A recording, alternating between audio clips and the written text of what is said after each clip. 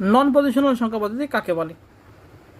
যে সংখ্যা পদ্ধতির একক স্থানীয় মান থাকে না এবং সংখ্যাদ্বয় রূপান্তর বা পরিবর্তন করলে সংখ্যার মানে কোনো পরিবর্তন হয় না, তাকে নন পজিশনাল সংখ্যা পদ্ধতি বলে। অর্থাৎ সংখ্যাদ্বয় যদি আমরা পরিবর্তন করি তাহলে সংখ্যার মান কোনো চেঞ্জ হয় না।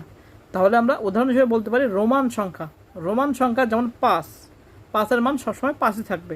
হ্যাঁ, এবার 5-এর সাথে যদি আমরা 1 যোগ করি, তাহলে আরেকটা আই লাগাই, তাহলে ওই ভির মান হলো 5 আর এই আই যোগ মান হলো 1, তাহলে 5 আর 1 যোগ করে কী হলো 6 হলো। এখন যদি আমরা এই 5 এর বাম পাশে যদি 1 লাগাই তাহলে কী হলো, 5-এর থেকে 1 মাইনাস হয়ে 4, অর্থাৎ সংখ্যাদ্বয়ের যে মান সেটা কি হচ্ছে না, পরিবর্তন হচ্ছে না। তাহলে নন পজিশনাল সংখ্যা পদ্ধতি কাকে বলে?